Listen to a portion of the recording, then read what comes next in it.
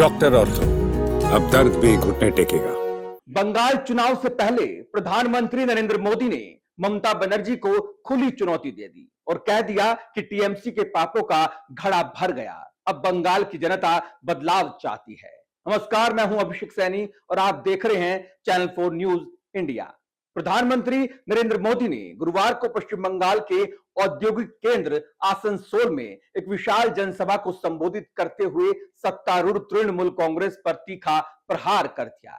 अपने संबोधन में प्रधानमंत्री ने न केवल राज्य की वर्तमान राजनीतिक स्थिति पर चिंता व्यक्त की, बल्कि आसनसोल के पुराने औद्योगिक गौरव को वापस लाने और इसे माफिया राज से मुक्त कराने का एक स्पष्ट रोड मैप भी जनता के सामने रखा। प्रधानमंत्री नरेंद्र मोदी ने अपने भाषण की शुरुआत में ही स्पष्ट कर दिया कि आगामी चुनाव केवल सत्ता परिवर्तन का माध्यम नहीं, बल्कि ये बंगाल और विशेषकर आसनसोल के भाग्य को बदलने का एक निर्णायक अवसर है। उन्होंने जोर देकर कहा कि आसनसोल जो कभी अपनी औद्योगिक शक्ति के लिए जाना जाता था, आज वो भ्रष्टाचार और कुप्रबंधन की भेंट चढ़ चुका है। पीएम मोदी के अनुसार केवल भारतीय जनता पार्टी और एनडीए की सरकार ही इस क्षेत्र की खोई हुई औद्योगिक प्रतिष्ठा को बहाल कर सकती है। उन्होंने टीएमसी सरकार पर निर्दयी होने का भी आरोप लगाते हुए कहा कि आसनसोल की कोयला बेल्ट आज विकास के बजाय माफियाओं के चंगुल में फंस चुकी है।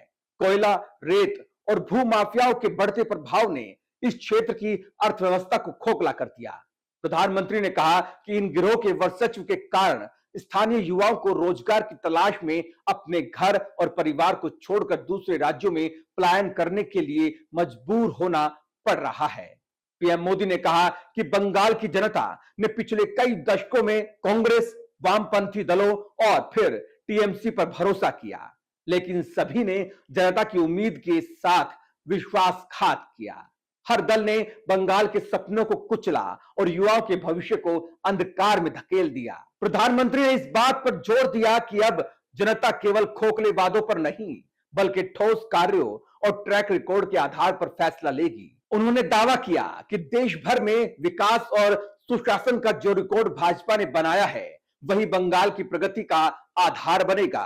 राज्य की आर्थिक दुर्दशा पर चिंता व्यक्त करते हुए प्रधानमंत्री ने कुछ चौंकाने वाले तुलनात्मक आंकड़े पेश किए। उन्होंने भारत को 144 करोड़ नागरिकों का एक साझा परिवार बताते हुए कहा कि देश की प्रगति तभी संभव है जब हर राज्य आर्थिक रूप से समृद्ध होगा। पीएम मोदी ने बताया कि स्वतंत्रता के समय भारत की कुल राष्ट्र आय में बंगाल का योगदान लगभग 11 से 12% हुआ करता था, लेकिन कांग्रेस और वामपंथियों के दशकों लंबे शासन ने इस समृद्ध राज्य को हाशिए पर धकेल दिया। 2011 में जब ममता बनर्जी के नेतृत्व में टीएमसी सत्ता में आई, तब तक यह हिस्सा गिरकर मात्र 6% रह गया था।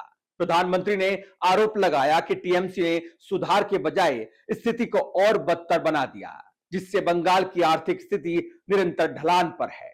सत्तारूढ़ दल पर व्यक्तिगत प्रहार करते हुए प्रधानमंत्री ने कहा कि जहां एक और आम बंगालियों की आय घट रही है, वहीं टीएमसी के नेताओं, मंत्रियों और उनके सिंडिकेट से जुड़े लोगों की संपत्ति और बंगले तेजी से बढ़ रहे हैं। उन्होंने जनता को आगाह किया कि टीएमसी ने क्रूरता की सारी सीमाएं लांघ दी हैं और अब उनके पापों का घड़ा पूरी तरह भर चुका है। अपने संबोधन के समापन में प्रधानमंत्री नरेंद्र मोदी ने जनता से अपील करते हुए कहा कि वे इस बार विकास और ईमानदारी की राजनीति को चुने। उन्होंने विश्वास जताया कि बंगाल की जनता अब वास्तविक बदलाव के लिए तैयार है और आने वाले समय में भाजपा के नेतृत्व में सोनार बांग्ला का सपना साकार होगा। डॉक्टर ऑर्थो, अब दर्द भी घुटने टेकेगा।